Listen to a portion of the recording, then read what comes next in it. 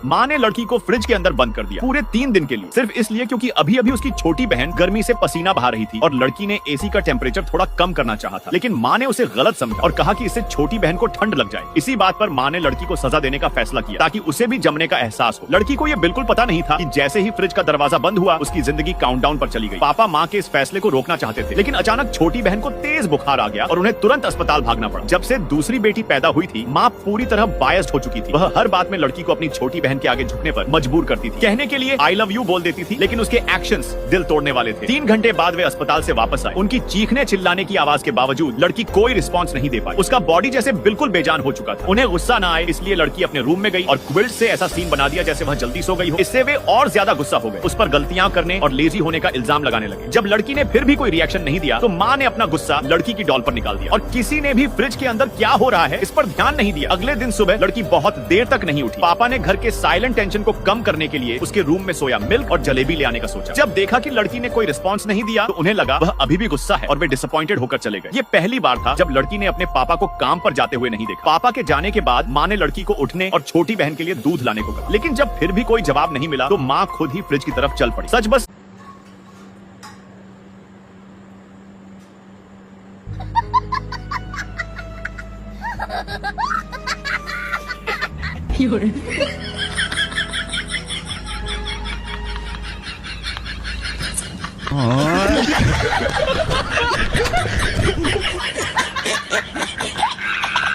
उसने लगातार 48 घंटे ऑपरेशन थिएटर में काम किया था। जैसे ही वह रात की फ्लाइट में बैठा, आंख लगते ही एक एयर होस्टेस की तेज आवाज उसके कानों में गूंज उठी, सर ये फ्लाइट ओवरबुक हो चुकी है, कृपया तुरंत विमान से उतर जाइए। मैंने झुंझलाकर आंखें खोली, सामने देखा कि पूरा क्रू एक महिला यात्री की खूब खातिरदारी कर रहा था। मैंने कहा उसे चढ़ने दिया जा रहा है, लेकिन मैं जो पहले से सीट पर बैठा हूँ मुझे उतारा जा रहा है। एयर होस्टेस ने मेरा कॉलर पकड़ लिया। उसने मुझे झटके से खड़ा किया और तिरस्कार से बोला, वो देश के सबसे अमीर आदमी की इकलौती बेटी है, उसे तुरंत शिंगचेंग पहुंचना है ताकि वह घोस्ट डॉक्टर को बुला सके, एक जान बचाने वाली सर्जरी करनी है। फिर उसने मेरी ओर घूरते हुए कहा, और तुम एक ऐसा गरीब आदमी जो पूरा टिकट तक नहीं खरीद सकता, लो 200 रुपए काफी होंगे तुम्हारे लिए। ये कहकर उसने नोट मेरे चेहरे पर फेंक दिया। अगले ही पल उसने मुझे और मेरा सामान दोनों को विमान से बाहर निकलवा दिया। मैंने देखा वो वापस उसी महिला के पास गया और मुस्कुराने लगा। मेरे होंठों पर ठंडी हंसी आ गई। उसे लगा मैं कोई गरीब आदमी हूँ जो टिकट नहीं खरीद सकता, लेकिन उसे क्या पता था कि मैं वही डॉक्टर हूँ जिसे बुलाने के लिए शेंग परिवार पिछले 1 साल से हाथ जोड़कर विनती कर रहा था। आज बड़ी मुश्किल से मैंने समय निकालकर शेंग आने का फैसला किया था और उन्होंने उसी घोस्ट डॉक्टर को विमान से उतार दिया। ठीक है, अब मैं ये सर्जरी नहीं करूंगा। शेंग परिवार का मरीज चाहे इंतजार करते करते मर जाए। 10 साल से दुनिया भर में सर्जरी करते हुए ये पहली बार था कि मुझे मेरे ही मरीज ने फ्लाइट से उतरवा दिया था। ये वाकई हास्यास्पद था। मैं टिकट काउंटर पर पहुंचा। क्या मतलब है कि रिफंड नहीं मिलेगा? स्टाफ बोला, सर रिफंड नहीं हो सकता। मैंने गुस्से में कहा, आपकी एयरलाइन ने ओवर बुकिंग की। मैं सामान्य तरीके से बोर्ड हुआ था, फिर मुझे जबरदस्ती उतार दिया गया। अब आप कह रहे हैं कि पैसे भी वापस नहीं मिलेंगे? कर्मचारी ने ठंडे स्वर